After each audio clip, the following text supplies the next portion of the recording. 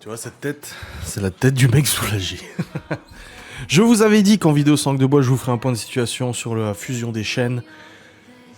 Tout ça, que je vous dirai un petit peu comment ça se passe et tout. Alors ceux qui suivent les vlogs, vous êtes déjà au courant. Je vous avais parlé il y a quelques semaines de mon inquiétude vis-à-vis de la fusion des chaînes. Le fait que je reprenne la monétisation en main, que je sorte de mon network, machin, etc.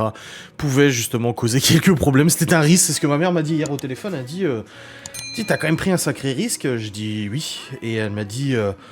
d'habitude, tes risques sont mesurés, machin et tout ça, mais là, je dis bah oui, parce que là, de toute façon que je le fasse aujourd'hui, demain, après-demain, ou le mois prochain, ou dans 6 mois, le risque restait le même, comme j'avais expliqué, de ne pas être payé, en tout cas, dans la mesure où mes revenus de mon network, c'est N-2, donc c'est les revenus de novembre que je viens de toucher, et le mois prochain, les revenus de décembre et tout ça, et j'avais cette crainte, justement, de ne pas être payé. Donc, spoiler alerte, voilà, c'est bon, j'ai reçu au moins cette paye-là.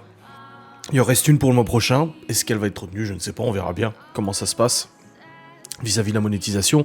Mais dans tous les cas, le mois prochain, de toute façon, j'ai la chaîne fusionnée qui me rapporte, qui me sera payée et tout ça, donc il n'y a pas de souci. Donc, globalement, dernier point de situation, je pense, sur la fusion de ces chaînes, on va faire une conclusion un petit peu à cette idée, à ce projet, à cette envie, à cette volonté, pour finalement... On peut dire que c'était une bonne idée, on peut dire que franchement, moi en tout cas, je me sens beaucoup mieux. C'est con, hein, mais tu vois, d'avoir fusionné Ghost et la chaîne de vlog, parce que c'est ce qui s'est passé, hein, les deux chaînes sont fusionnées, la bannière le montre bien, me permet du coup de respirer un peu et de me dire bon, j'ai plus cette chaîne de Ghost avec 50 000 personnes dessus qui est un peu dormante, où il y a une vidéo par mois qui sort. Alors j'avais essayé de faire plus de vidéos, machin et tout ça, mais malheureusement ça n'avait pas pris, parce que les gens ils attendent simplement les enquêtes, et aujourd'hui les enquêtes ne génèrent vraiment plus autant de vues que c'était le cas à l'époque, à part une fois de temps en temps, je sais pas pourquoi, une enquête, boum, ça va péter et tout ça. Mais globalement, en tout cas, je suis vraiment beaucoup plus satisfait parce que quand je fais un urbex comme j'ai fait la semaine dernière, où là je suis en train de monter une enquête, je suis plus aussi peiné en fait du nombre de vues, parce qu'en fait tout ça se mélange dans les vues des vlogs, des facecam, etc. Et finalement tout est englobé ensemble. Et voilà, c'est pas un problème et tout ça, ça me convient parfaitement. Donc ça, c'est en tout cas au niveau pratique de l'utilisation de la chaîne YouTube. Vous avez fait l'effort du coup de passer ailleurs, de pouvoir migrer sur cette autre chaîne YouTube fusionnée et tout ça. Et là-dessus, j'ai pas constaté de baisse de vues ou quoi que ce soit. Donc ça, c'est bien. Ensuite, le fait de passer au-dessus des 50 000, d'être dans les 49, 50, 51, fait que au niveau des collaborations, j'ai de nouveau des propositions de collaboration pour lesquelles j'ai répondu. Donc comme je l'ai déjà dit, moi mon but c'est pas faire des collabs dans tous les vlogs et tout, ça ne m'intéresse pas forcément, autant que le produit aussi soit intéressant. Et là je suis sur 2 collabs normalement qui devraient se faire. Bon, il y en a une c'est sûr, l'autre normalement ça devrait se faire, donc j'attends des news et tout ça, parce que les marques, quand elles recherchent des influenceurs, des créateurs de vidéos et tout ça, filtre généralement par nombre d'abonnés, et ça fait longtemps que je travaille sur YouTube et j'ai bien vu qu'il y a des caps à passer, le cap des 50 000 et le cap des 100 000. Au-dessus de 100 000 t'as encore plus de collabs, t'en as beaucoup, tu peux en faire quasiment plusieurs fois par semaine si t'as envie, à condition de vouloir vendre de la merde, hein, et d'être prêt à faire des collabs pour tout et n'importe quoi, des trucs pas fiables ou machin. Mais du coup, il y a cette petite différence aussi où je commence à recevoir plus de demandes de collab. Mais en tout cas, j'en avais déjà avant, mais là, c'est des trucs un peu plus sympas, un peu plus cool, tu vois. Donc ça, c'est cool aussi. Après, au niveau des revenus, bon, janvier, février, c'est les moins bons mois sur YouTube. Je pense que je suis pas le seul créateur à vous l'avoir dit. Je vous l'ai déjà dit et répété. Voilà, janvier, c'est pas un bon mois sur YouTube. Février, pas ouf non plus, parce que c'est le début d'année. Les budgets marketing sont pas encore établis par les sociétés, les budgets pubs, les machins, etc. Donc, il n'y a pas autant de monétisation que le reste de l'année. Moi, j'ai vu au niveau des monétisations, on est plus mars, avril, mai, c'est pas mal. Juin, juillet, août, ça va.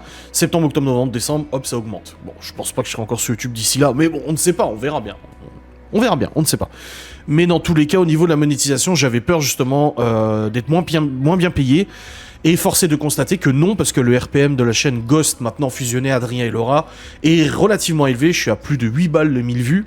Alors encore une fois, ça sert à rien de prendre le nombre de vues que j'ai, parce qu'en fait c'est 8 balles les 1000 vues, mais ça dépend du nombre de publicités, ça dépend des mid-rolls, donc les publicités pendant la vidéo, toutes les 5-10 minutes, etc. Ça dépend de combien de fois les publicités vont s'afficher, ça dépend d'énormément de facteurs, donc tu peux pas savoir exactement combien ça rapporte ou quoi que ce soit, mais en tout cas au niveau du RPM, il est quand même relativement élevé, et je suis assez rassuré, parce que si je prends janvier dernier sur mon autre chaîne YouTube, le RPM était tombé à 4 ou 5 balles les 1000 vues, donc là je suis quand même assez élevé et c'est plutôt pas mal. Donc pour un mois de janvier, bon, ça va. On va dire que je limite les dégâts quand même, d'autant plus que, ayant repris la monétisation, je n'ai plus la part que le network me prenait, 15%, parce que ça fait maintenant du coup 5 ans que mon network me prend 15% par mois de mes revenus. Donc si je génère 3000 balles, il va prendre 15% de 3000 balles pour se les garder pour lui, qui sont des frais de gestion et tout. Je ne les critique pas, je veux dire, moi quand j'ai signé le contrat, j'en étais tout à fait conscient. C'est juste qu'aujourd'hui, j'estime que le network n'a plus rien à m'apporter. En tout cas, vis-à-vis des petits problèmes que j'ai eu à droite à gauche, j'ai eu plus rapide à les régler avec mon manager YouTube qu'avec mon network.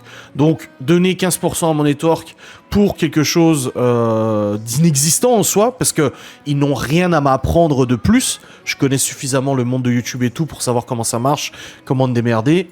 C'est pas... voilà.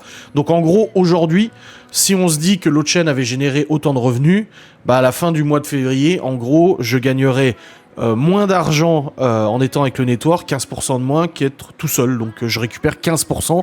15% de certaines sommes, ça commence à faire du chiffre. Au-dessus de 2000, 3000 balles, ça fait quand même un bon montant de récupérer. Donc je n'ai aucun regret là-dessus au niveau de la reprise en main de la monétisation. Donc pas de grosses différences de monétisation, en tout cas de perte de revenus, non, il n'y en a pas eu. D'augmentation de revenus, oui, parce qu'il n'y a plus les 15%, donc c'est logique. Au niveau des vues, ça reste suffisamment bon. Et au niveau des abonnés et tout ça, alors il y a eu une grosse augmentation d'abonnés à la fusion des chaînes et une grosse baisse après la fusion des chaînes, qui est tout à fait normale. Là, j'ai moins 716 abonnés sur les 28 derniers jours parce que beaucoup de gens étaient abonnés à Ghost juste pour voir Ghost et ne regardaient absolument pas les vlogs, et aujourd'hui ne se retrouvent plus dans cette chaîne fusionnée, et je ne peux absolument pas leur en vouloir et je comprends parfaitement. Donc il n'y a pas de problème en soi. Donc aujourd'hui, bon choix, je ne regrette pas. Sur l'autre chaîne Archive, rien n'est publié depuis maintenant plus d'un mois. Voilà. Je vais aller faire un tour. Ouais, ça fait un mois aujourd'hui, je crois. Non, un mois et un jour. Je vais retourner dessus, voir un peu. Voilà, je suis dessus là. Bon, il n'y a pas eu de changement au niveau du nombre d'abonnés. Et au niveau des revenus, oui, parce qu'il faut prendre ça en compte aussi, cette chaîne-là génère tout de même des revenus passifs. Et si je regarde pour le mois de janvier, cette chaîne a généré... Alors le RPM s'est cassé la gueule. Je suis à 3,63€ les 1000 vues parce que je ne publie plus de vidéos. Encore une fois, si j'ai autant de revenus, c'est tout simplement parce que je publie énormément de vidéos. Voilà, donc c'est tout à fait logique, c'est mathématique. Mais là, au niveau de l'ancienne chaîne, elle génère environ 200€ par mois de revenus passifs. C'est simplement les gens qui viennent voir les anciennes vidéos, qui tombent sur l'ancienne chaîne et qui regardent comme ça progressivement les anciennes vidéos et tout. Je pense que ça va bouger un peu, à mon avis, ça risque de baisser un peu, mais on sera entre 150 et 200 balles. Donc ça, ces revenus-là, je peux les rajouter du coup aux revenus générés par la nouvelle chaîne fusionnée. Donc finalement, je gagne de l'argent, parce que il y a les revenus passifs de l'autre, plus les revenus actifs de celle où je publie tous les jours.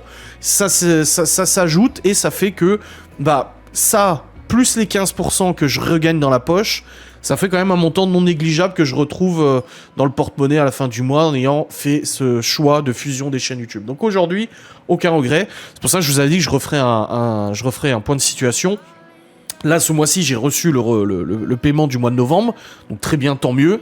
Si le mois prochain, je reçois le paiement du mois de février, j'aurai et le paiement du mois de décembre de mes revenus par le network, et moins les 15%, et le revenu aussi de la chaîne YouTube de Google, donc c'est Google AdSense qui te paye pour le mois de janvier, sachant que Google te paye M+1, donc ça veut dire que le network me payait 2 mois après, Google me paye 1 mois après. Donc en gros, mois prochain, normalement, ça fera un 13e salaire si le network respecte ses engagements et me verse du coup les revenus de décembre, etc. Donc voilà. Et après, ça sera combiné dans les revenus globaux de Google. Donc voilà un petit peu le point de situation que je voulais faire avec vous. Je vous avais dit que je le faisais, donc je le fais. J'espère que ça a répondu à certaines de vos interrogations. En tout cas, merci à toutes et à tous d'avoir continuer l'aventure sur cette chaîne fusionnée.